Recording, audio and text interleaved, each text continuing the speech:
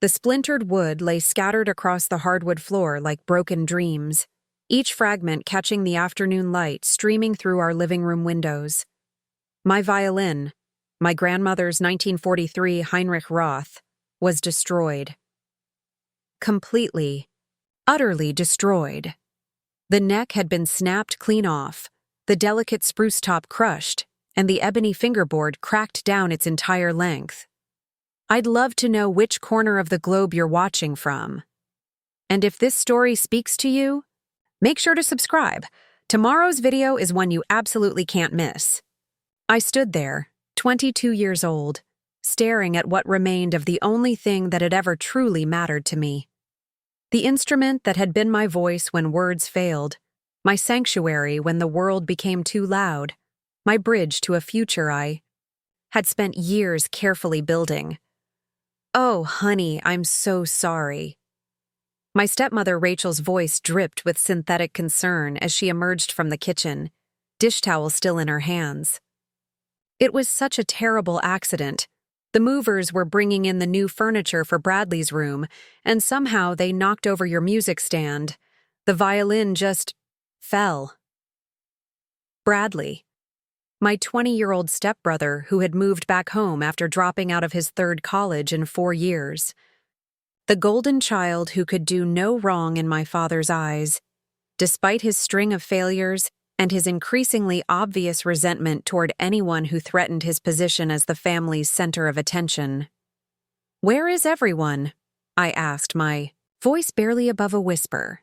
The house felt eerily quiet for a Saturday afternoon. Your father had to run to the office for a few hours, and Bradley went out with friends. Rachel's explanation came too quickly, too practiced. I was upstairs organizing the guest bedroom when I heard the crash. By the time I got down here, she gestured helplessly at the wreckage. I knelt down and picked up a piece of the scroll, running my thumb over the smooth, aged wood. This violin had been with me since I was 8 years old, a gift from my grandmother Eleanor before she passed. It carried me through middle school orchestra, high school competitions, and 4 years at Northwestern University's prestigious music program. Just last month, I had been accepted into the graduate program at Juilliard with a partial scholarship, contingent on my audition performance scheduled for next Friday. Next Friday. 6 days away. 6 days to find another violin of sufficient quality to perform the Brahms concerto I had spent 8 months perfecting specifically for this audition. The insurance will cover it, of course, Rachel continued, her tone suggesting this was somehow supposed to make everything better. We'll file a claim on Monday. You'll probably get enough to buy an even better one. Insurance. As if a check could replace an instrument that had been seasoned by 78 years of music, whose voice I knew as intimately as my own heartbeat. As if money could recreate the countless hours my grandmother had spent teaching me to coax its most beautiful tones, or the way it responded to my touch with a warmth that no new instrument could possibly possess. Rachel! I stood up slowly, still clutching the broken scroll. This wasn't an accident. Her face shifted almost imperceptibly, a micro-expression that lasted barely a second before the mask of concern slipped back into place. Sweetie, I know. You're upset, but accidents happen. The movers were very apologetic. What movers? I asked. You said they were bringing furniture for Bradley's room. What furniture? He's been back for 3 weeks, and his room has been fully set up since day 1. A flush crept up Rachel's neck. Well, additional furniture, a new desk set up for his computer equipment. I walked over to the living room window and looked out at our empty driveway. No moving truck, no van, no evidence whatsoever that any movers had been here today. The neighbors on both sides were outside tending to their gardens. Surely someone would have noticed a furniture delivery. Where's the new desk, Rachel? They're delivering it later, this afternoon. The lies were piling up, each one more transparent than the last. I had grown up in this house for the past 14 years, ever since my father married Rachel when I was 8, just 2 years after my mother died in a car accident. I knew the rhythm of this place, the patterns of our family's weekend routines. I knew that my father never worked on Saturdays unless there was a genuine emergency. I knew that Bradley hadn't gone out with friends. He had been systematically isolated from his college social circles due to his own destructive behavior and had spent the last 3 weeks barely leaving his room. Most importantly, I knew my stepbrother. I had watched him for 14 years, watched the way his jaw tightened whenever my musical achievements were celebrated at family dinners. I had seen the flash of anger in his eyes when my father proudly announced my Juilliard acceptance to his business partners at last month's barbecue. I had noticed how he always found reasons to interrupt my practice sessions, claiming he needed something from the living room right when I was working on the most challenging passages. Bradley had never forgiven me for being the child who succeeded where he consistently failed. While I maintained a 3.9 GPA throughout high school and college, he barely graduated with a 2.1. While I earned scholarships and academic recognition, he accumulated debt and academic probation warnings. While I had a clear path toward a professional music career, he drifted from major to major, unable to commit to anything long enough to develop genuine skill. But more than that, I had seen the way Rachel's priorities had shifted over the years. When she first married my father, she made genuine efforts to include me, to build a relationship that honored my mother's memory while creating something new. But as Bradley struggled and I thrived, her protective instincts kicked in. Every family conversation became an exercise in managing Bradley's ego, downplaying my achievements and emphasizing his potential instead of his performance. Rachel, I need you to tell me the truth. I set the broken scroll down on the coffee table with deliberate care. What really happened to my violin? Her composure was beginning to crack. She twisted the dish towel in her hands, wringing it like she was trying to squeeze water from a dry sponge. Honey, I've told you what happened. I know it's devastating. But these things, stop. The word came out sharper than I intended, cutting through her rehearsed explanation. Just stop. We both know this wasn't an accident. The question is whether you're going to keep lying to me, or whether you're going to respect me enough to admit what actually happened in this house today. For a moment, she was silent. I could see her calculating, weighing her options, trying to determine whether she could maintain the fiction or if it was time to shift strategies. The afternoon light had changed, casting longer shadows across the living room, and in that shifting light, Rachel looked older than her 47 years. The carefully maintained facade of the perfect suburban stepmother was showing cracks around the edges. Your father and I have been concerned, she said finally, her voice taking on a different quality, less performative sympathy, more measured justification, about your obsession with this music career. There it was, the real conversation we'd been dancing around for months. Obsession? Sweetie, you're 22 years old. You're a beautiful, intelligent young woman with so many opportunities ahead of you.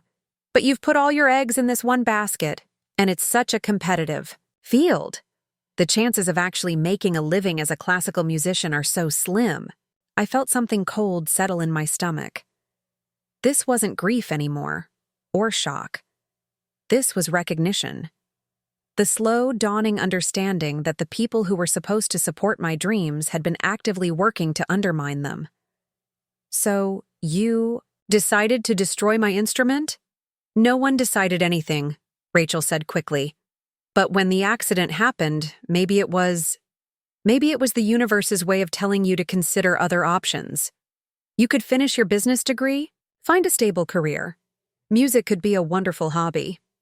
A hobby. 4 years of intensive study, countless hours of practice, a partial scholarship to one of the most prestigious music programs in the world, and she wanted to reduce it all to a hobby. Where's Bradley, Rachel? I told you, he went out with... Where? Is he? The firmness in my voice seemed to surprise her. For 14 years, I had been the compliant one, the easy child who didn't cause drama or challenge authority. I had learned early that keeping the peace was the path of least resistance in our complicated family dynamic. But standing there, surrounded by the remnants of my dreams, I felt something shifting inside me. "He's upstairs," she admitted quietly. "In his room." Of course he was. Hiding upstairs while she handled the cleanup, just like he always did when his actions had consequences. Let Rachel manage the fallout. Let her craft the story and deal with the emotions. Bradley would emerge later, feigning surprise and offering hollow apologies, secure in the knowledge that his mother would protect him from any real accountability. I walked toward the staircase, my feet crunching on small pieces of varnish that had scattered across the hardwood. Each step felt deliberate, purposeful. For the first time in years, I wasn't thinking about maintaining family harmony or avoiding conflict. I was thinking about the truth. "Maya, wait." Rachel's voice followed me up the stairs. "Don't make this worse than it has to be. He feels terrible about what happened." I paused on the landing, my hand on the banister. "Does he? Does he really feel terrible, Rachel? Because from where I'm standing, it looks like he feels pretty satisfied with himself." The house was so quiet I could hear the grandfather clock ticking in the front hallway, marking time that I couldn't afford to lose. 6 days until my audition. 6 days to salvage 4 years of preparation and a lifetime of dreams. Bradley's door was closed, but I could hear the low murmur of voices coming from inside. He was on the phone, and from the casual tone of his conversation, he certainly didn't sound like someone racked with guilt over a terrible accident. I stood there, for a moment listening. Fragments of his voice filtered through the door. "Finally dealt with that problem. Won't have to hear her screeching anymore. Dad will get over it." A lot of love and effort went into bringing this story to life. If you're enjoying it, we'd be so grateful if you'd subscribe to our channel. Now, back to where we left off. That was when I knew with absolute certainty that this hadn't been an accident at all. This had been deliberate, calculated. A strategic strike designed to eliminate what he saw as unfair competition for our father's attention and pride.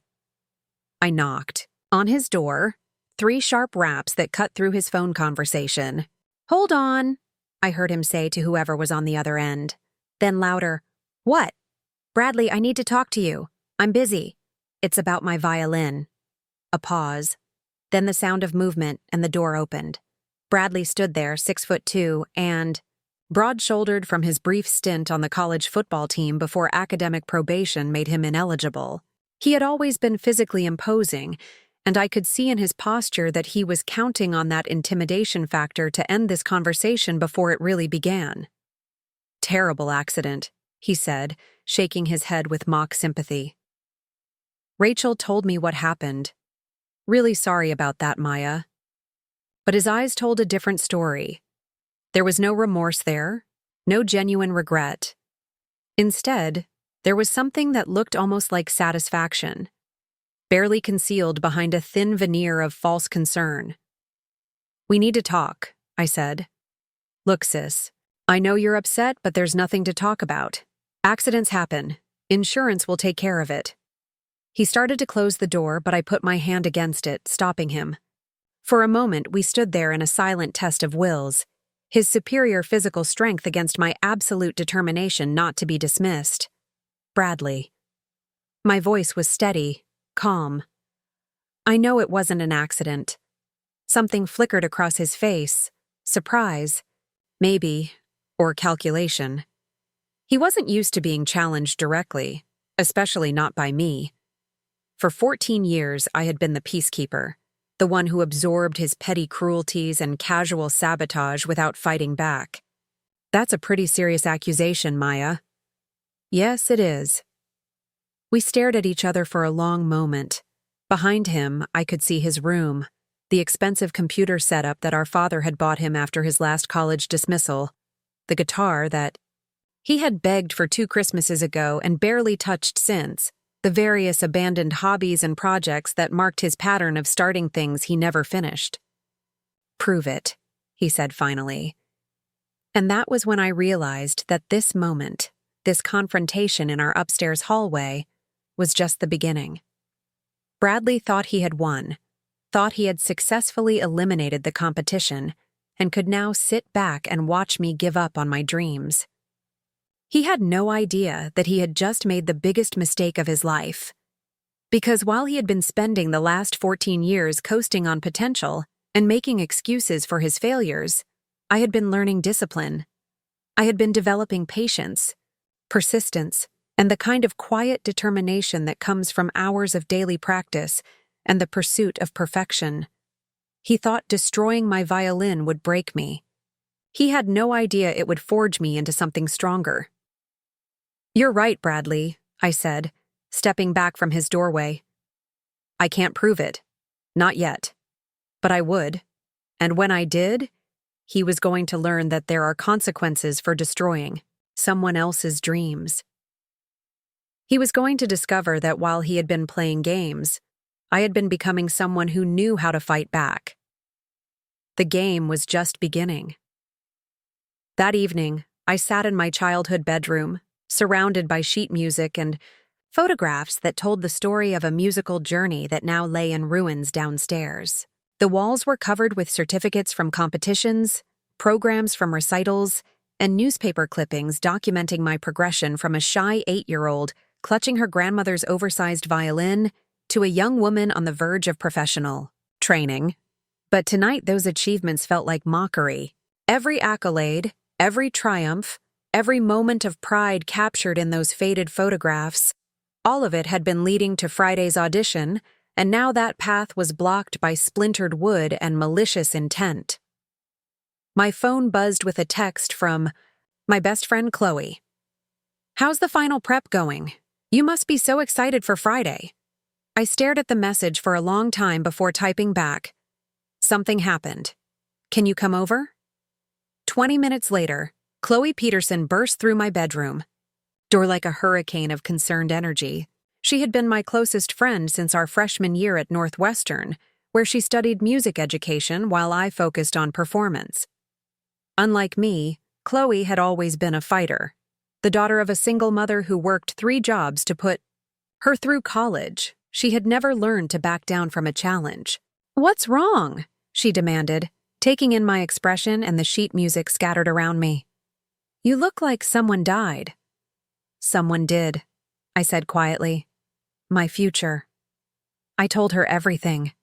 The destroyed violin, Rachel's lies, Bradley's satisfaction, the impossible timeline to find a replacement instrument.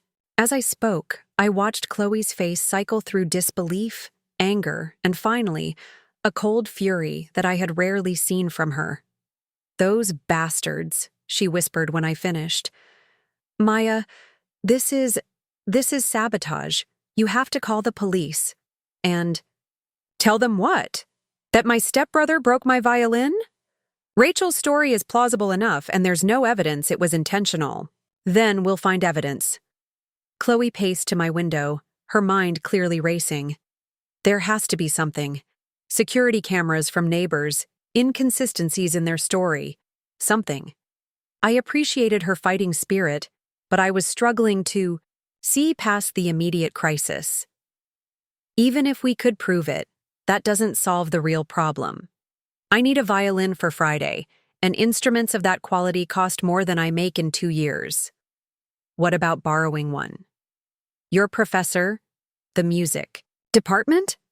I've already thought of that. Professor Martinez might let me borrow one of the school's instruments, but they're student grade. The audition panel will notice the difference immediately. I picked up my practice schedule, meticulously planned for these final days. I've spent 8 months adapting my technique specifically to my grandmother's violin. Every nuance of the Brahms concerto was crafted around its particular voice and response. Chloe stopped pacing and turned to face me. "Maya, I need to ask you something, and I want you to really think about your answer. Has Bradley done things like this before?" The question hit me like a physical blow, because I realized I'd been asking myself the same thing all evening. Not exactly like this, but what? I closed my eyes, forcing myself to examine memories I had spent years minimizing or explaining away. Little things, stuff that could always be explained as accidents or coincidences. Tell me. So I did. I told her about the time in high school when my sheet music for the state competition mysteriously went missing the night before I was supposed to leave. How I had spent hours searching before finding it in Bradley's room, mixed in with his comic books. He claimed he had no idea how it got there, suggested maybe I had left it somewhere and it got picked up by mistake. I told her about the college application essay that vanished from our home computer, deleted along with all my backup files, just days before the deadline for early admission to conservatory programs. Bradley had been the only other person home that day, but the computer was old and glitchy. Who could say what had really happened? I told her about my high school boyfriend Marcus, who had broken up with me senior year after someone anonymously sent him photos of me supposedly getting close with another guy at a party I had never attended. The photos were real, but they weren't of me. Just someone with similar hair and build photographed from behind. By the time we figured out the misunderstanding, Marcus had already started dating someone else, Maya. Chloe's voice was gentle, but firm. Do you hear yourself? This isn't a pattern of bad luck. This is a pattern of sabotage. But why? I asked, even though I knew the answer. What does he gain from undermining me? Attention, status, the position of being the only child worth celebrating. Chloe sat down on my bed, her expression serious. Think about it. Every family gathering, every dinner conversation, every time your dad talks to his friends, what does he brag about? Your achievements or Bradley's? The truth of it was inescapable. My father, David Chen Morrison, was a successful architect who had built his career on precision and excellence. He appreciated quality work, dedication, and measurable results. Throughout my childhood, my musical achievements had been a source of genuine pride for him. He attended every recital, displayed my awards prominently in his office, and frequently mentioned my progress to his colleagues and clients. Bradley, meanwhile, had provided precious few opportunities for paternal bragging. His academic struggles, his failure to commit to any meaningful pursuits, his pattern of starting projects and abandoning them, none of it aligned with my father's values or gave him reason to beam with pride. But that's not my fault, I said. I never asked for favoritism. I just worked hard and tried to excel at something I loved. Of course it's not your fault. But Bradley doesn't see it that way. He sees a stepsister who makes him look bad by comparison, and instead of rising to meet the challenge, he's decided to tear you down. Chloe pulled out her phone and started. Bing. I'm calling Professor Martinez. If anyone knows where to find a decent violin on short notice, it's him. But even as she dialed, I felt a familiar pattern asserting itself, the instinct to minimize the problem, to find a way to work around the obstacle without making waves. It was the same instinct that had led me to accept Bradley's excuses for years, to give him the benefit of the doubt even when the evidence suggested otherwise. Chloe, wait! I grabbed her arm before she could place the call. What if we're wrong? What if it really was an accident, and we're making something bigger than it needs to be? She stared at me for a long moment. Maya, do you want to know what I think happened today? I nodded. I think Bradley waited until your dad left for work and you went out for your morning run. I think he went downstairs with a specific plan to destroy your violin in a way that could be explained as an accident. I think Rachel either helped him or agreed to cover for him afterward. And I think they chose today specifically because they knew the timing would make it almost impossible for you to recover. The scenario she painted was plausible, and it made my stomach turn. You really think Rachel would go along with something like that? I think Rachel loves her son more than she cares about fairness. I think she's watched you succeed while Bradley struggled, and she's decided that your success is somehow responsible for his failures. Chloe's voice was matter-of-fact, but I could hear the anger underneath. I think she convinced herself that destroying your opportunity was actually helping her son. Professor Martinez didn't answer his phone, but Chloe left a detailed voicemail explaining the situation. Then she started researching violin rentals, music shops, and anyone who might have a quality instrument available on short notice. While she worked, I found myself thinking about my grandmother Eleanor, the woman whose violin now lay in pieces, downstairs. Eleanor had been a professional violinist herself, performing with regional orchestras throughout the 1950s and 60s before marriage, and children redirected her focus. She had understood the demands of musical excellence, the discipline required, and the dreams that drove young musicians. "Your music is your voice," she had told me countless times during our lessons. "Never let anyone silence your voice." But she had also taught me about resilience, about adapting to circumstances beyond my control. When arthritis forced her to stop performing, she had become a teacher. When age took away her ability to teach, she had passed her instrument to me, ensuring that the music would continue. What would Eleanor do in this situation? Would she accept defeat, or would she find another way? My phone rang, startling me from my thoughts. The caller ID showed my father's office number. "Maya?" His voice sounded tired, strained. "Rachel told me what happened. I'm so sorry about your violin. Dad, I know how much that instrument meant to you. I know this is devastating, especially with your audition coming up." There was something in his tone that made me pause.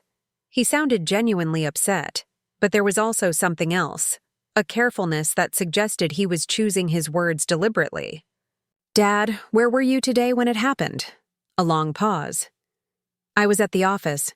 Emergency with the Riverside project." "What kind of emergency?" Another pause, longer this time. "Client issues. Nothing you need to worry about." But I was worried. I was worried that my father, who prided himself on honesty and direct communication, was giving me the same kind of vague, evasive answers that Rachel had offered earlier. "Dad, I need to ask you something, and I need you to tell me the truth. Do you think this was really an accident?" The silence stretched so long that I wondered if the call had dropped. When he finally spoke, his voice was quiet, careful. "Maya, sometimes accidents happen at the worst possible times. Sometimes we have to accept that life doesn't go according to our plans." It wasn't an answer to my question. It was a deflection, a gentle suggestion that I should accept the situation and move on. But underneath his diplomatic words, I heard something that chilled me. Resignation. As if this outcome, while unfortunate, wasn't entirely unexpected. "I'll file an insurance." "Claim first thing Monday," he continued. "We'll get you a replacement violin as soon as possible." Monday, after my audition, after my chance at Juilliard had passed. "Dad, my audition is Friday." "I know, sweetheart. Maybe you can reschedule?" Reschedule.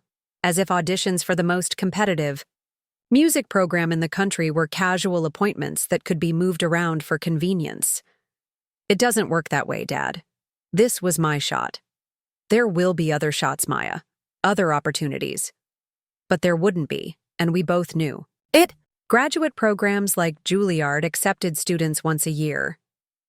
Missing this audition meant waiting another full year, reapplying, competing against a new pool of candidates. It meant watching my contemporaries move ahead while I marked time. 8. Meant Bradley had won. After I hung up, Chloe looked at me with knowing eyes. "He's in on it, isn't he?" I didn't want to believe it, but the evidence was mounting. My father's evasive answers, his careful suggestion that I should accept the situation, his immediate focus on insurance rather than investigation, it all pointed to someone who knew more about today's events than he was willing to admit. "I think so," I said quietly. "I think they all decided that my music career was getting in the way of family harmony. And they thought destroying your violin would solve that problem? They thought it would force me to choose a more practical path, something that wouldn't make Bradley look bad by comparison." Chloe stood up abruptly, her jaw set with determination. "Well, They thought wrong. We're going to prove what really happened, and we're going to make sure you get to that audition. How? Even if we expose their lies, I still don't have a violin. Then we'll find one. We'll call every music store, every teacher, every professional musician in the city if we have to. She grabbed her jacket from my desk chair. But first, we're going to get evidence. What kind of evidence? The kind that proves this wasn't an accident. The kind that makes it impossible for them to keep lying. Chloe headed for my bedroom door. Come on. We're going to have a little chat with your neighbors. As I followed her out of my room, I felt something shifting inside me. The same feeling I'd experienced earlier when confronting Bradley, but stronger now. For years, I had accepted my family's version of events, had given them the benefit of the doubt even when my instincts screamed otherwise. But my instincts had been right. My family had betrayed me in the cruelest possible way, destroying not just my instrument, but my trust, my sense of security, and nearly my future. They had underestimated me, though. They thought I would accept their lies, take their insurance, money, and quietly abandon my dreams. They were about to learn how wrong they were. Mrs. Patterson from next door answered her front door in a bathrobe, her gray hair still damp from the shower. She had been our neighbor for over a decade, a retired librarian who spent her days tending to an immaculate garden and observing the neighborhood with the sharp attention of someone who had spent 40 years cataloging details. "Maya, dear, what a surprise. Is everything all right?" Her eyes moved between Chloe and me, noting our serious expressions. "Mrs. Patterson, I'm sorry to bother you so late, but I need to ask you about something that happened today. Did you see any moving trucks or delivery vehicles at our house this afternoon?" Her brow furrowed in thought. "Moving trucks? No, dear. I was working in my front garden most of the day. The only vehicle I saw at your house was Bradley's car pulling out around 2 o'clock. She paused, studying my face. "Why do you ask?" Chloe and I exchanged glances. 2 o'clock. That would have been at least an hour after my father supposedly left for work, and right around the time Rachel claimed the movers had arrived. "There was an accident with my violin," I said carefully. "My stepmother said movers were delivering furniture and knocked it over."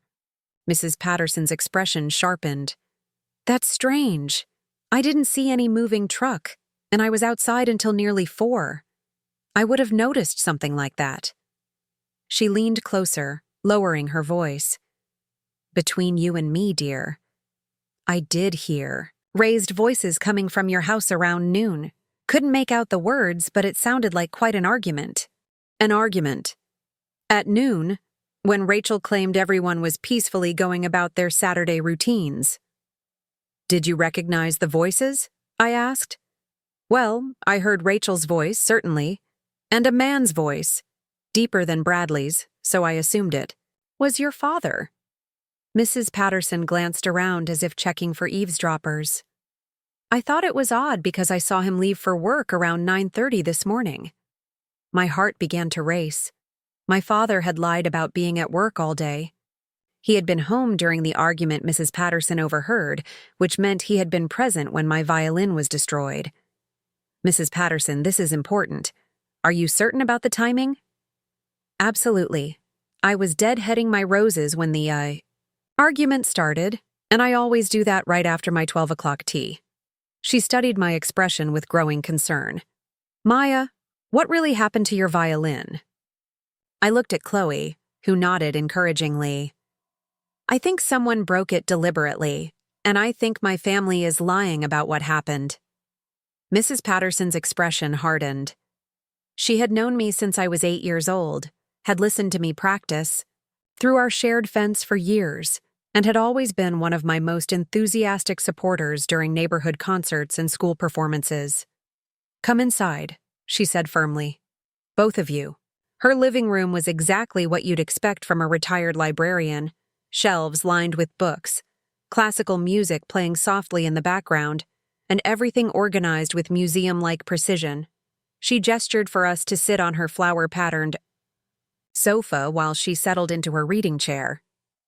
"Now then," she said, her voice taking on the authoritative tone of someone accustomed to getting to the truth. "Tell me everything." So we did. I explained about the Juilliard audition, the destroyed violin, Rachel's story about the movers, and Bradley's suspicious behavior. Chloe added her observations about the pattern of sabotage and the family's coordinated response.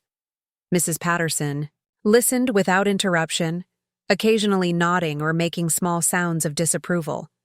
When we finished, she was quiet for a long moment, clearly processing what she had heard. "Maya," she said finally, "I need to tell you something that I probably should have mentioned years ago. I've always suspected that boy was up to no good. Bradley? I've seen him tampering with things in your yard.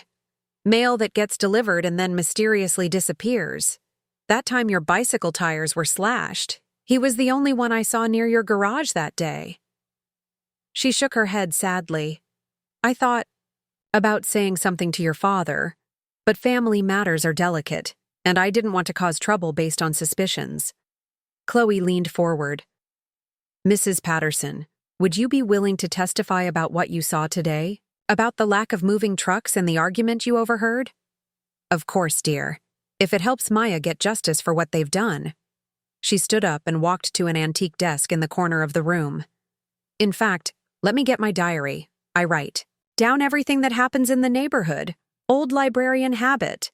If there are other incidents involving Bradley, I'll have dates and details." While Mrs. Patterson searched through her meticulously kept records, my phone buzzed with a text. Message from my father. "Maya, we need to have a family meeting tomorrow morning. 10 a.m. Please be there." A family meeting. The classic Morrison response to any situation that threatened the carefully maintained facade of domestic harmony. I showed the message to Chloe, who rolled her eyes. "Let me guess," she said. "They want to present a united front, convince you to accept their version of events, and pressure you to move on for the good of the family." "Probably. And they'll make it seem like I'm being unreasonable if I don't play along." Mrs. Patterson returned with a leather-bound journal, its pages filled with neat handwriting. "Here we are. Let me see." She flipped through several months of entries. "Yes, just as I thought. 3 incidents in the past 6 months where I observed Bradley acting suspiciously around your property." She read from her notes. March 15th. Saw Bradley removing mail from Maya's family mailbox and throwing something in the trash. April 2nd. Noticed Bradley in the garage late at night, using tools. Heard metal clanging. April 23rd. Observed Bradley near Maya's car early morning, bent down by the front tire. Each entry felt like a punch to the gut. The mail incident explained why I had never received the congratulatory letter from the Northwestern Alumni Association about my scholarship renewal. I had to call them directly to confirm my funding. The garage incident corresponded with the week my music stand had mysteriously developed a wobbly leg that made practice sessions frustrating. And the car incident? "My tire went flat that morning," I said quietly. "I missed a master class because I had to wait for roadside assistance." "Maya," Chloe said, her voice tight with anger, "this isn't just about your violin. This is systematic harassment spanning months." Mrs. Patterson closed her journal with a decisive snap. "This stops now. Tomorrow morning, before your family meeting, we're going to pay a visit to the other neighbors. Mrs. Kim across the street has security cameras that cover part of your driveway, and old Mr. Rodriguez next door always knows what's happening on the block." Within an hour, we had spoken to 4 neighbors, and the evidence was overwhelming. Mrs. Kim's security footage showed no moving trucks at our house all day, but it did capture my father's car returning unexpectedly at 11:47 a.m., more than 2 hours after he supposedly left for work. Mr. Rodriguez had noticed Bradley loading something large into his car around 2:30 p.m. and driving away, only to return 20 minutes later empty-handed. Most damning of all, teenage Tommy Chen from 3 houses down had been skateboarding in our cul-de-sac around noon and heard the sound of wood breaking, followed by angry shouting. He had assumed someone was doing home repairs and hadn't thought much of it at the time. "They planned this," I said, as Chloe and I sat in her car outside my house, reviewing the evidence we had gathered. "My father came home specifically for this. They waited until I was out running, destroyed the violin, and then Dad left again to establish his alibi. And Bradley disposed of the evidence," Chloe added. "Whatever he loaded into his car was probably pieces of the violin that would have made it obvious this wasn't an accident." My phone rang. Professor Martinez was finally returning Chloe's call. "Maya," his familiar voice was warm but concerned. "Chloe left me a rather alarming message about your violin. What happened?" Professor Martinez had been my primary instructor for 4 years, a patient and demanding teacher who had pushed me to levels of technical excellence I hadn't known I could achieve. He understood better than anyone what the loss of my grandmother's violin meant, both practically and emotionally. I explained the situation, including our growing certainty that the destruction had been deliberate. He listened with the same careful attention he brought to analyzing a student's performance, occasionally asking clarifying questions. "This is unconscionable," he said when I finished. "Maya, you must understand that your family's actions constitute criminal destruction of property. This isn't a family dispute, it's a serious crime. But proving intent may be easier than you think. I want you to do something for me. Can you collect whatever pieces of the violin remain and bring them to my office first thing tomorrow morning?" "Why?" "Because violins don't break the way your stepmother described, even in a significant fall. The damage pattern will tell us exactly what happened." His voice carried the authority of someone who had examined hundreds of damaged instruments over his career.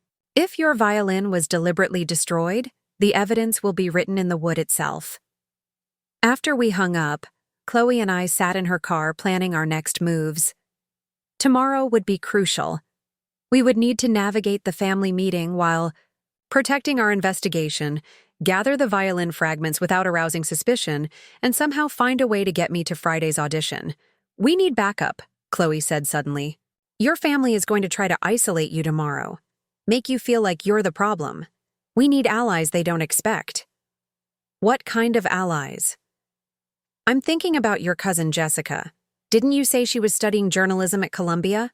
And what about your father's business partner, Mr. Williams? He's always been supportive of your music." She was right. Jessica Chen Morrison, my father's brother's daughter, had always been skeptical of Bradley's excuses and Rachel's favoritism. As a journalism student, she would appreciate the importance of evidence and truth. And Robert Williams, my father's architectural partner, had attended several of my recitals and had been genuinely excited about my Juilliard opportunity. "Jessica might help," I agreed. "She's never bought into the Bradley can do no wrong narrative. And Mr. Williams, he might be willing to confirm whether my father was really at the office today." "Perfect. We'll call them tonight." As we prepared to execute our plan, I felt something I hadn't experienced in years, the thrill of taking control of my own story. For too long, I had accepted my family's version of events, had played the role of the grateful stepdaughter who didn't make waves. But now, armed with evidence and surrounded by people who believed in me, I was ready to fight back. They had destroyed my violin thinking it would break my spirit. Instead, they had forged it into something unbreakable. Tomorrow's family meeting wasn't going to go the way they expected. Not even close. The pieces were falling into place, and by the time Friday arrived, I would be at that audition, with or without their support. My dreams were mine to pursue, and I wasn't going to let anyone take them away from me. Not anymore. Professor Martinez's office at Northwestern was a shrine to classical music, with vintage instruments hanging from the walls and towers of sheet music, creating narrow pathways between furniture. At 8 in the morning, 2 hours before my scheduled family meeting, Chloe and I sat across from his desk while he examined the remains of my grandmother's violin under a powerful magnifying lamp. "Fascinating," he murmured, turning one of the larger fragments in his hands. Maya, look at this break along the neck. I leaned in to see what he was pointing at. The wood showed a clean, sharp fracture that ran perpendicular to the grain. When a violin falls, even from a significant height, the break patterns follow the natural stress points in the wood. They're irregular, following the grain lines. He rotated the piece so we could see it from different angles. This break is too clean, too precise. It was made with a tool, likely a saw or heavy blade. Chloe pulled out her phone and started taking pictures. What about the body? Professor Martinez lifted the crushed top plate, his expression growing grimmer. Even worse. See these compression marks? They're consistent with someone using a hammer or similar blunt instrument. The indentations are too focused, too deliberate to be accidental damage. He continued his analysis, pointing out detail after detail that painted a clear picture of intentional destruction. The back plate showed tool marks where it had been pried away from the ribs. The scroll had been twisted off with pliers, leaving distinctive metal scratches. Even the strings showed evidence of being cut rather than snapped. Professor, I said quietly, in your expert opinion, could this damage have occurred from an accidental fall? He set down his magnifying glass and looked directly at me. Absolutely not. This instrument was systematically dismantled by someone who knew exactly what they were doing. Whoever did this understood violin construction well enough to target the most vulnerable points for maximum damage. The implications hit me like a physical blow. Bradley took violin lessons for 2 years in middle school. Before he quit to pursue football, Chloe added, he would know enough about violin anatomy to do this efficiently. Professor Martinez began photographing each piece with a high-resolution camera, documenting the tool marks and damage patterns. Maya, you need to take this evidence to the police. This isn't vandalism. It's the calculated destruction of a valuable musical instrument. With the insurance fraud angle, they'll have grounds for serious charges. My phone buzzed with a text. From Jessica. Got your message. Did some digging. Call me S-up. Found something big. I stepped outside Professor Martinez's office to make the call while Chloe continued documenting evidence. Maya! Jessica's voice was electric with excitement. You were right to be suspicious. I've been investigating Bradley's finances for a journalism project about millennial debt, and I found some interesting patterns. What kind of patterns? He's been gambling, online poker, sports betting, cryptocurrency speculation, and he's in deep. We're talking about $40,000 in debt across multiple credit cards and loan apps. The number stunned me. 40,000? How is that possible? He's been hiding it from Rachel and your dad by using different addresses and emergency contacts. But here's the really interesting part. 3 days ago, he applied for a personal loan using your father's architectural firm as his place of employment. My mind raced. Jessica, what happens if someone files an insurance claim for a valuable item? Depends on the policy, but for something like a vintage violin, they'd probably pay out $15,000 to $20,000 after the deductible. 15 to 20,000. Not enough to cover Bradley's debts entirely, but enough to keep his creditors at bay while he figured out his next move. Suddenly, the timing of my violin's destruction made perfect sense. Jessica, I need you to do something for me. Can you come to my family meeting this morning and bring everything you found about Bradley's finances? Already planned on it. Maya, there's something else. I called Uncle David's office yesterday to verify whether he was really there during an emergency. His secretary said he had blocked out the entire day for family matters and wasn't taking any business calls. Family matters. The casual lie my father had told me was unraveling, just like everything else about their story. When I returned to Professor Martinez's office, he had finished his analysis and was preparing a formal report. I'll have this typed up within the hour, he said. It will serve as expert testimony if you decide to pursue legal action. Professor, I have one more favor to ask. My audition is Friday, and I need a violin. Is there any possibility? Already. Ahead of you. He smiled for the first time that morning. I've contacted a colleague who has a 1920s German violin. Not as fine as your grandmother's instrument, but concert quality. She's agreed to let you borrow it for the audition, provided you can demonstrate your proficiency by Wednesday. Relief flooded through me. Thank you. That's incredibly generous. Maya, you're one of the most dedicated students I've ever taught. I'm not going to let family sabotage derail your future. His expression grew serious. But you'll need to practice with the new instrument extensively. Every violin has its own personality, its own response patterns. 2 days isn't much time to adapt. I'll make it work. Back at home, I found my father's luxury sedan parked in the driveway alongside Rachel's SUV and Bradley's beat-up Honda. Through the living room window, I could see them sitting around the dining room table, the same table where we had shared countless family dinners, where I had announced my college acceptances and scholarship awards, where I had naively believed we were a real family. Chloe squeezed my hand. You ready for this? No, but I'm doing it anyway. We walked in to find them arranged like a tribunal. My father sat at the head of the table in his weekend casual clothes, khakis and a polo shirt that did nothing to diminish his authoritative presence. Rachel was to his right, her face carefully composed in an expression of maternal concern. Bradley occupied the chair across from her, and for the first time I could remember he looked nervous. Maya, my father began, we need to discuss yesterday's incident and how we move forward as a family. Actually, Dad, before we start, I'd like some clarification about your whereabouts yesterday. The question clearly caught him off guard. I was at the office, as I told you. That's interesting because your secretary told my cousin Jessica that you had blocked out the entire day for family matters. A flush crept up my father's neck. I may have adjusted my schedule when Rachel called about the emergency. What emergency? The accident with my violin happened around noon, but you left for work at 9:30.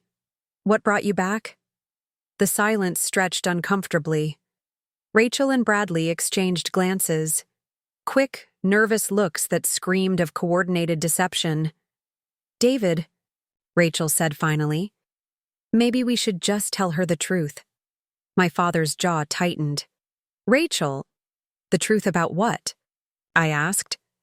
That's when the front door opened and Jessica walked in, carrying a laptop bag and wearing the determined expression of a journalist who had scented a story. Behind her came Robert Williams, my father's business partner, looking confused, but concerned. Jessica? My father stood up, clearly flustered by the unexpected arrivals. Robert? What are you doing here? Maya called me, Jessica said simply, setting her laptop on the table. She said there were some questions about what really happened to her violin. Mr. Williams looked around the room, taking in the tense atmosphere. David, Maya contacted me because she was confused about your emergency yesterday. I told her that according to your calendar, you were scheduled to be here all day.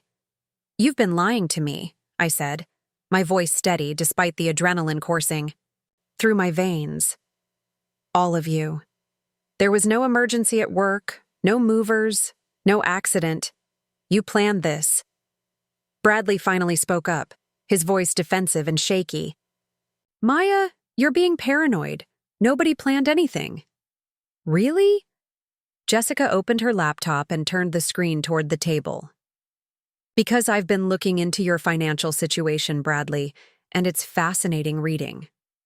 The color drained from Bradley's face as Jessica began scrolling through bank statements, loan applications, and gambling transaction records. $43,000 in debt as of last week, multiple creditors threatening collection action, and then, conveniently, Maya's valuable violin gets destroyed just days before her audition. How did you get access to? Rachel started. Public records mostly, plus some basic investigative techniques they teach in journalism school. Jessica's voice was crisp, professional. It's amazing what you can learn when someone uses their real name and social security number for online gambling accounts. Mr. Williams was staring at my father with growing disbelief. David, what is she talking about? What does Bradley's debt have to do with Maya's violin? The insurance payout, I said quietly. They destroyed my violin to file an insurance claim. $20,000 would solve Bradley's immediate problem. That's insane, Bradley burst out. I would never… Never what? Chloe's voice cut through his protest as she entered the dining room, carrying Professor Martinez's analysis and Mrs. Patterson's neighbor's testimony. Never use a saw to cut through the neck of a violin? Never smash the body with a hammer? Because that's exactly what the forensic analysis shows. She set the documents on the table like a prosecutor presenting evidence. Expert testimony from Northwestern's violin specialist, eyewitness accounts from 4 neighbors, security footage showing no moving trucks, and a documented pattern of sabotage going back months. The room fell silent except for the ticking of the grandfather clock in the hallway. I watched my family's faces as the weight of evidence settled over them like a suffocating blanket. The lies were unsustainable now, the pretense impossible to maintain. Maya, my father said finally, his voice heavy with something that might have been regret. You have to understand, we were trying to protect you. Protect me? By destroying my future? By helping you see reason, Rachel interjected. This music obsession has gone too far. You're 22 years old, putting all your hopes on an impossible dream.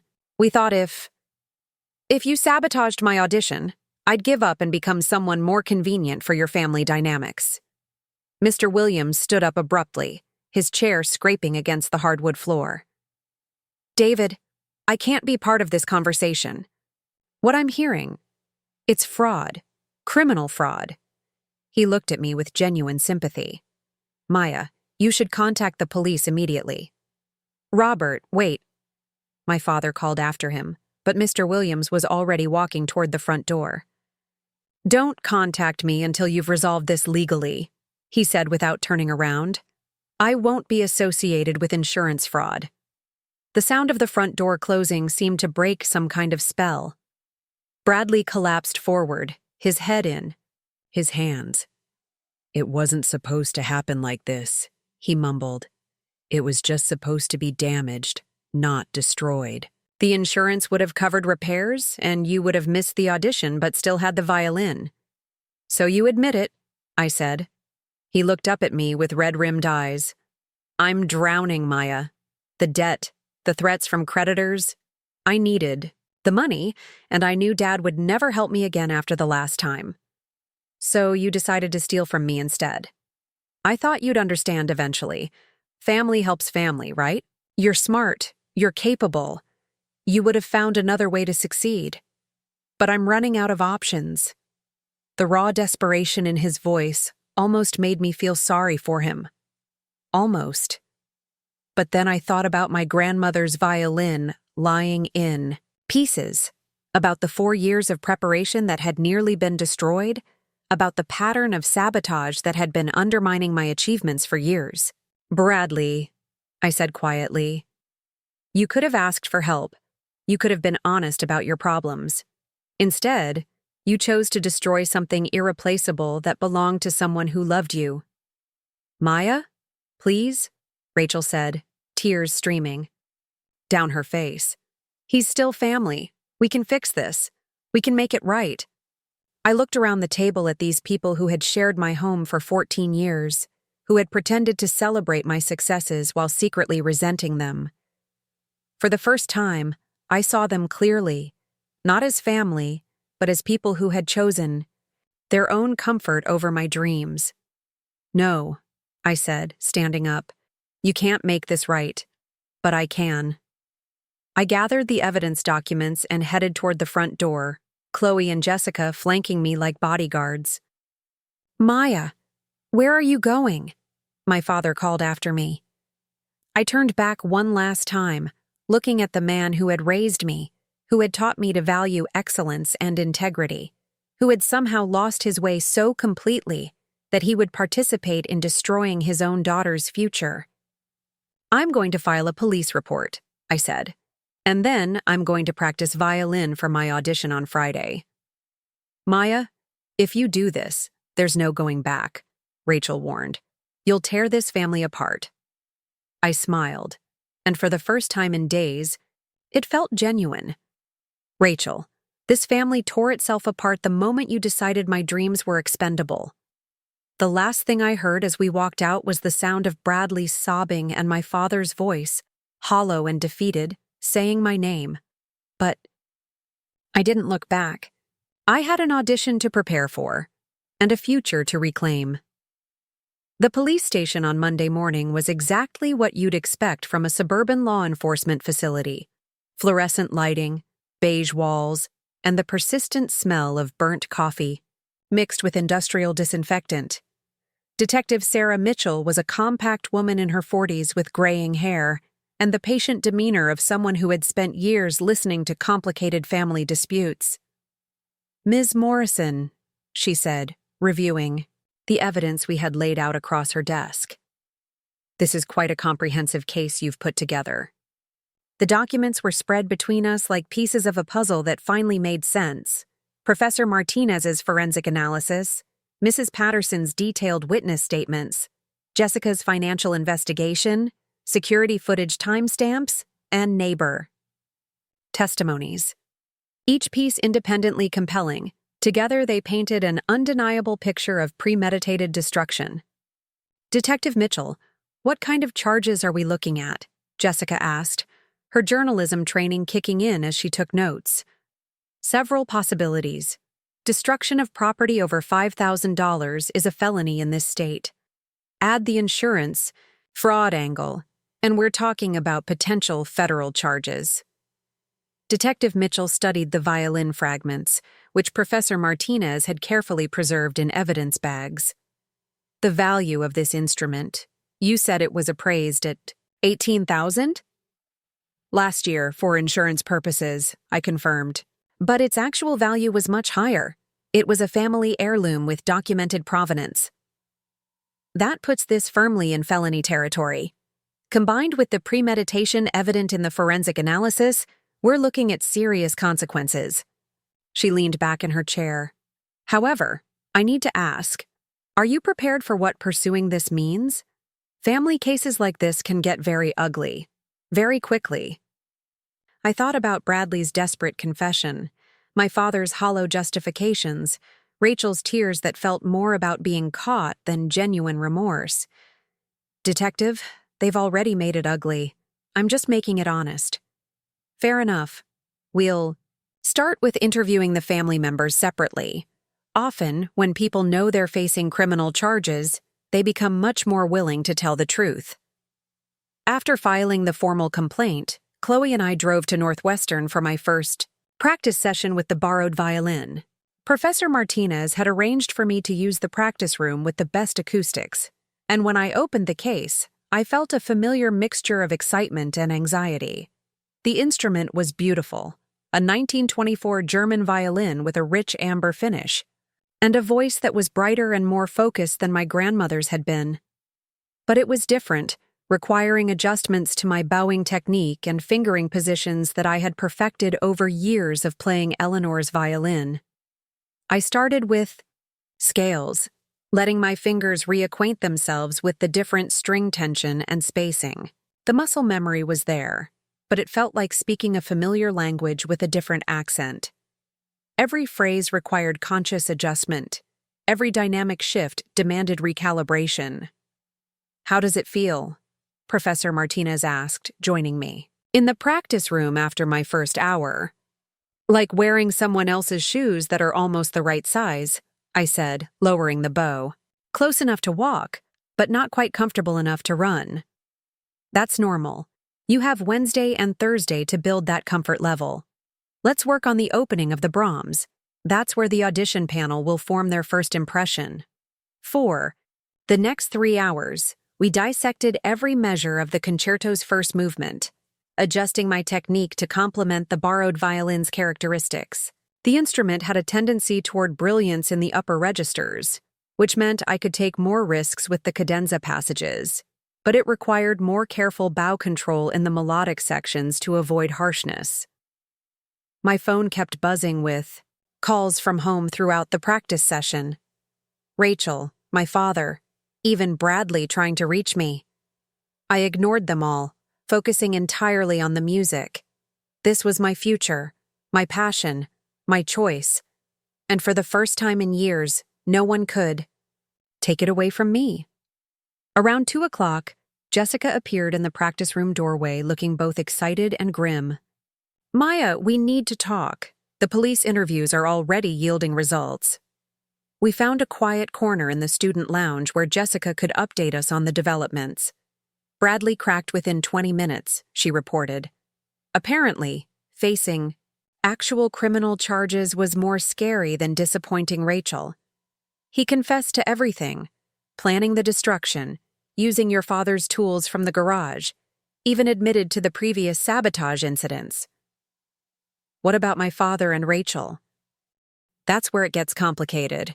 Your dad is claiming he only learned about Bradley's plan after it happened and went along with the cover-up to protect the family.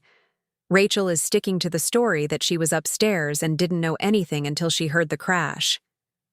Chloe snorted. "So they're throwing Bradley under the bus to save themselves?" "Partially. But here's the interesting part. Bradley isn't going down alone. He told the police about other incidents where your father and Rachel actively participated in undermining your music career." My stomach dropped. "What other incidents?" Jessica consulted her notes. "Remember that summer program at Tanglewood you applied for junior year? The one where your application mysteriously never arrived?" I remembered.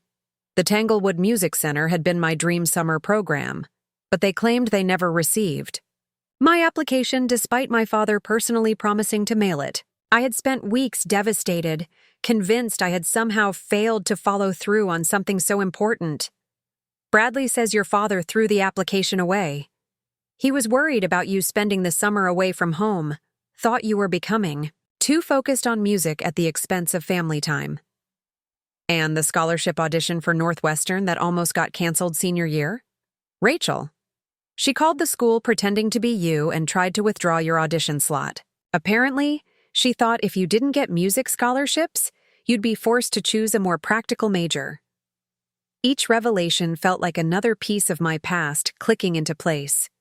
Years of second-guessing myself, wondering why opportunities seemed to slip through my fingers, believing that maybe I wasn't as talented or dedicated as I thought. It had all been sabotage, systematic and deliberate, designed to keep me from pursuing the career that threatened their vision of family harmony. "There's more," Jessica continued. "The detective asked about your relationship with Marcus, your high school boyfriend. Bradley admitted to creating those fake photos that broke you up. Why?" The question came out as barely a whisper. "Because Marcus was encouraging your music. He was planning to follow you to Northwestern, maybe even propose after graduation. Bradley thought if you had a serious relationship supporting your musical ambitions, you'd never be talked out of pursuing them." I closed my eyes, trying to process the magnitude of their betrayal. It wasn't just about the violin, or even about the Juilliard audition. It was about years of psychological manipulation designed to make me doubt myself and my choices. "Maya," Chloe said gently, "this is actually good news. With Bradley confessing to a pattern of behavior and implicating your father and Rachel in other incidents, their credibility is shot. No jury would believe this was just a family trying to protect you." My phone rang, and this time I recognized the number. It was Mr. Williams, my father's business partner. "Maya." His voice was tense, professional. "I need to inform you that I've suspended your father from the architectural firm pending resolution of these criminal charges. I can't have someone under investigation for fraud representing our business. Mr. Williams, I'm sorry this is affecting." "Don't apologize. You're doing the right thing. I've known your father for 15 years, and this isn't the man I thought I knew." He paused. There's something else. David came to my office this morning trying to borrow money, a significant amount. He claimed it was for legal fees, but I suspect it might be related to Bradley's debts. So, my father was now scrambling to cover Bradley's gambling losses while facing his own legal troubles. The family that had once seemed so stable, so successful, was disintegrating under the weight of their own deception. That afternoon, I returned, to practice with a clarity I hadn't felt in years. Every note I played was mine to choose, every phrase shaped by my artistic vision rather than family politics. The borrowed violin was beginning to feel more comfortable, responding to my touch with increasing sensitivity. Professor Martinez joined me again for the evening session, and we worked through the entire concerto, marking sections that needed special attention over the next 2 days. "Your technical execution is flawless," he observed after I finished the final movement. "But I can hear something different in your interpretation. There's an edge to it now, an emotional intensity that wasn't there before." He was right.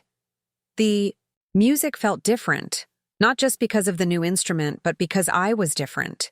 Years of suppressed anger and self-doubt were finding their way into my playing, adding depth and complexity to passages that had previously felt purely technical. "Sometimes trauma can deepen artistry," Professor Martinez said gently. "The key is channeling that emotional energy constructively rather than letting it overwhelm the music." As we packed up for the evening, my phone buzzed with a text from an unknown number. "Maya, this is Emerson, Bradley's ex-girlfriend from college. Jessica gave me your number. I have information about Bradley's gambling that might help your case. Can we meet?" Emerson Garcia. I remembered her from Bradley's brief stint at State College, a psychology major who had seemed far too intelligent and ambitious for my stepbrother. They had dated for about 8 months before she transferred to a better school, and I had always wondered what she had seen in him. "She wants to meet tonight," I told Chloe and Jessica as we walked to the parking lot. "Says she has information about Bradley's gambling." "Could be useful," Jessica mused. "The more evidence we have about his financial desperation, the stronger the motive for the destruction." We arranged to meet Emerson at a coffee shop near campus. She arrived precisely on time, a petite woman with sharp eyes and the self-possessed manner of someone who had learned to navigate difficult situations. "I saw the news about Bradley's arrest on social media," she said without preamble. "I can't say I'm surprised. He was heading down this path even when we were dating." "What kind of path?" I asked. "Lying about money, taking from people who trusted. Him, always looking for shortcuts instead of doing the work." Emerson pulled out her phone and showed us a series of screenshots. "These are Venmo transactions from when we were together. Bradley borrowed over $3,000 from me for emergencies that turned out to be gambling losses. The transactions painted a picture of escalating desperation, small amounts at first, then larger sums, always with urgent explanations about temporary cash flow problems or family emergencies. I finally broke up with him when I found out he had been using my credit card information for online betting," Emerson continued. "He claimed it was a mistake, that he thought he was using his own card. But the transactions went back months." "Did you report it?" "I should have. But I was young and stupid and thought I could handle it privately. I made him pay me back and cut contact completely." She looked directly at me. "Maya, I need you to understand something. Bradley isn't just financially desperate. He's addicted. And addicts will destroy anything and anyone to feed their addiction." Her words hit me with startling clarity. This wasn't just about sibling rivalry or family dynamics. Bradley's destruction of my violin was the act of someone whose judgment had been completely compromised by addiction and desperation. "Emerson, would you be willing to testify about what you experienced?" "Absolutely. People like Bradley count on their victims staying silent out of embarrassment or misplaced loyalty. I won't be silent anymore." As we said goodbye, I felt the last piece of the puzzle clicking into place. We had the forensic evidence, the financial motive, the pattern of behavior, and now testimony about Bradley's character and previous crimes. But more importantly, I had my voice back. For years, I had been performing not just music, but the role of the compliant stepdaughter who didn't cause trouble. Now, finally, I was playing my own composition. Friday's audition wasn't just about getting into Juilliard anymore. It was about proving that no one could silence my music, no matter how hard they tried. The confrontation with my family was far from over, but I was no longer afraid of it. I had something they could never take away: talent, determination, and the absolute certainty that my dreams were worth fighting for. Friday morning arrived with an unseasonable warmth that made the November air feel like a gift. I stood in front of the mirror in my hotel room 3 blocks from Juilliard, adjusting the collar of my black concert dress, the same one I had worn for my Northwestern senior recital, now carrying the weight of everything that had led to this moment. The borrowed violin rested in its case on the bed, gleaming under the afternoon light streaming through the window. After 4 days of intensive practice, it no longer felt foreign in my hands. We had developed our own language, this instrument, and I, different from what I had shared with my grandmother's violin, but no less meaningful. Chloe knocked on the door and entered with 2 cups of coffee and a determined expression. "How are you feeling?" Like I'm about to walk into the most important 20 minutes of my life while my entire family sits in jail or under investigation. It wasn't entirely accurate. My father and Rachel had been released on bail yesterday, though they were facing serious charges. Bradley remained in custody, his bail set too high for the family's depleted resources to cover. But the metaphor felt right. Everything familiar had been stripped away, leaving only the music and my determination to succeed. "Good," Chloe said, surprising me. "You're exactly where you need to be. Free from their manipulation, clear about your priorities, and angry enough to play with real fire." She was right. The emotional intensity that Professor Martinez had noticed in my playing had only grown stronger over the past week. Years of suppressed frustration and betrayal were channeling themselves into my music, adding a depth and urgency that transformed even familiar passages into something more powerful. My phone buzzed with a text from Jessica. "Courtroom update. Bradley just accepted a plea deal. Full confession in exchange for reduced sentence. Your dad and Rachel are scrambling to find new lawyers." So it was over, at least legally. Bradley would face consequences for his actions, and my father and Rachel would have to answer for their roles in the cover-up and previous sabotage incidents. Justice, of a sort, was being served, but the real victory wouldn't be determined in a courtroom. It would happen in 30 minutes, in a small audition room where 5 faculty members would listen to me play the Brahms concerto and decide whether I belonged at the most prestigious music school in the world. "Maya." Chloe set down her coffee and looked at me seriously. "Before you go in there, I need you to remember something. This audition isn't about proving your family wrong or showing them that you can succeed despite their sabotage. This is about you, your talent, and your dreams. Play for yourself, not against them." Her words cut through the noise in my head, focusing my attention on what really mattered. For years, I had been unconsciously performing for an audience of people who didn't truly support my ambitions. Today, I would perform for judges who understood and valued exactly what I was trying to achieve. The Juilliard building was intimidating in the way that legendary institutions always are, full of history and expectation, with the ghosts of former students who had gone on to reshape the classical music world. But as I walked through the halls, violin case in hand, I felt a sense of belonging that I had never experienced in my own home. "Maya Morrison?" A young woman with a clipboard approached me in the waiting area. "They're ready for you in room 304. This was it. 4 years of college preparation, months of specific audition work, and a lifetime of musical training had led to this moment. I followed her down a hallway lined with practice rooms where I could hear fragments of various pieces being rehearsed: scales, arpeggios, snippets of concertos and sonatas that formed the soundtrack of serious musical study. Room 304 was smaller than I had expected, with excellent acoustics and a grand piano positioned beside a single chair facing a panel of 5 faculty members. I recognized 2 of them from their photographs: Dr. Carmen Rodriguez, the violin department chair, and Professor James Chen, whose recordings of the Romantic repertoire had been staples of my musical education. "Ms. Morrison," Dr. Rodriguez said warmly, "please take a moment to tune and prepare yourself. When you're ready, we'd like to hear the first movement of the Brahms concerto, followed by the Bach partita excerpt you submitted with your application." Opened the case and lifted out the borrowed violin, checking its tuning even though I had done so 3 times in the past hour. The ritual of preparation helped calm my nerves. Rosin on the bow, quick scale to check intonation, a moment to center myself and connect with the music I was about to share.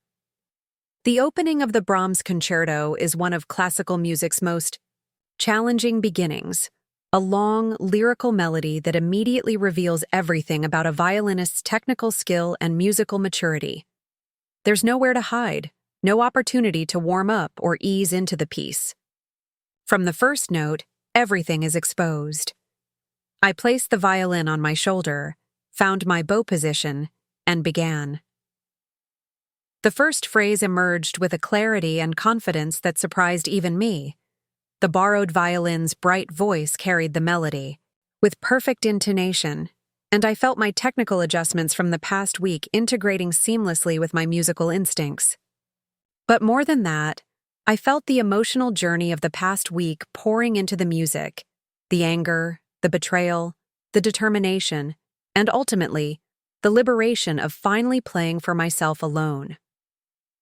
As I moved through the development section, I could see the panel members leaning forward slightly, their professional composure giving way to genuine engagement with the performance. Dr. Rodriguez was nodding almost imperceptibly at particularly effective phrases, and Professor Chen had stopped taking notes entirely, simply listening. The cadenza arrived, that moment where the orchestra falls silent and the soloist must carry the entire musical argument alone. I had worked on this passage for months, crafting an interpretation that balanced technical brilliance with emotional depth. But today, it felt different. Today, it felt like my story being told through Brahms's notes. The struggle, the conflict, the ultimate triumph of artistic expression over those who would silence it. When I finished the movement, the room was completely silent for several seconds.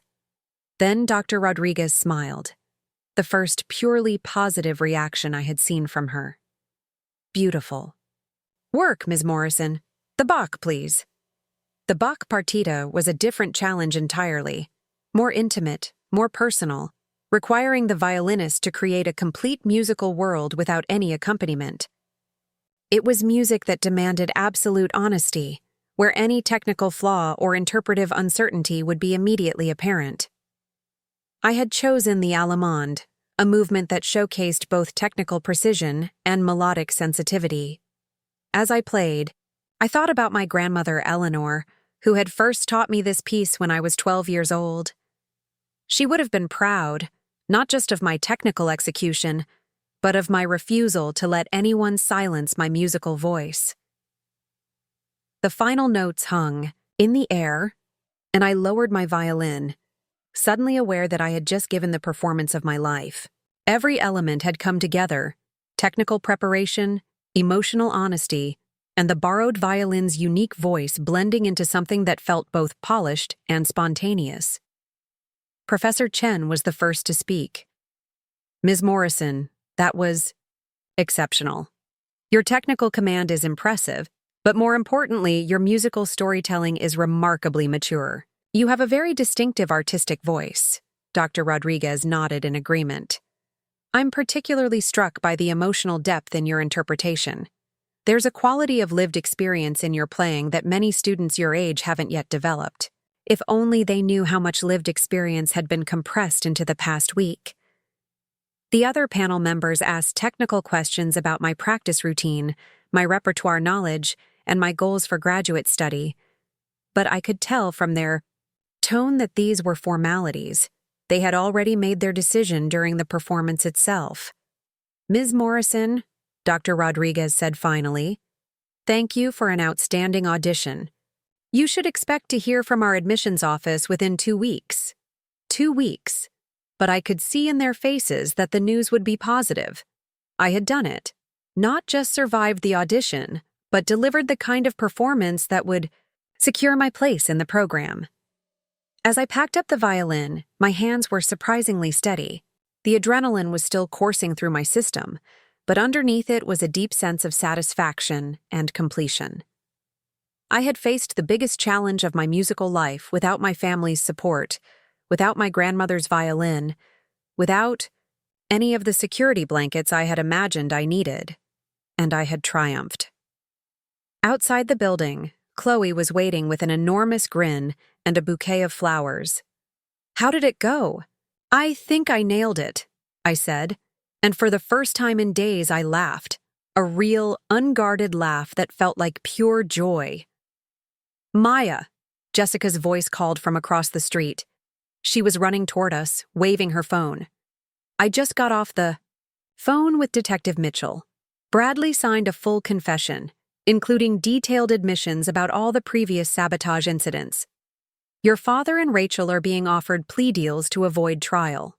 The legal vindication felt good, but it was almost anticlimactic compared to what I had just accomplished in the audition room. The real victory wasn't in courtrooms or police stations. It was in refusing to let their sabotage define my future. "There's more," Jessica continued, slightly out of breath. "Mr. Williams called. He's officially terminating your father's partnership in the architectural firm. Apparently, the criminal charges violated several clauses in their business agreement. So, my father would face professional consequences as well as legal ones. The man who had spent years undermining my musical career was now watching his own career disintegrate. There was a certain poetic justice in that outcome, but as we walked through Manhattan toward our hotel, I realized that my feelings about my family's downfall were more complicated than simple satisfaction. Yes, they had betrayed me in the most fundamental way. Yes, they deserved to face consequences for their actions, but they were still the people who had raised me, who had been part of my life for 14 years. "Chloe," I said as we stopped, at a crosswalk, "do you think I'm a terrible person for feeling relieved that my family is facing consequences?" She considered the question seriously. "I think you're a human being who has every right to feel vindicated when people who hurt you face justice. That doesn't make you terrible. It makes you healthy." My phone rang, and I was surprised to see Professor Martinez's name on the screen. "Maya," his voice was excited, "I just received a call from Dr. Rodriguez at Juilliard. She wanted to confirm some details about your undergraduate work, and specifically asked about your experience with different instruments. What did you tell her?" I told her the truth, that you're one of the most adaptable and dedicated students I've ever taught, and that your performance today, despite everything you've been through this week, demonstrates exactly the kind of resilience and artistic integrity they're looking for in their graduate program. "Professor, do you think—" "I think," he interrupted gently, "that you should start preparing to move to New York." After we hung up, I stood on the sidewalk in the heart of Manhattan, surrounded by the energy of a city that had always represented the pinnacle of classical music achievement. For the first time in my life, I belonged here, not because of family connections or financial support, but because of my own talent and determination. The borrowed violin case felt light in my hand as we walked toward our hotel. Tomorrow, I would return it to Professor Martinez's colleague with profound gratitude. But tonight, I would celebrate the victory I had earned entirely on my own terms. My family had tried to silence my music. Instead, they had taught me to play with a power and authenticity I had never possessed before. Their sabotage had backfired, spectacularly, creating exactly the opposite of what they had intended. I was free. I was talented, and I was exactly where I belonged. Looking for more? We've got 2 amazing stories ready for you right on screen. If this one touched you, these are absolutely worth your time. Click to watch them now. And hey, subscribe and hit that bell to never miss our latest uploads.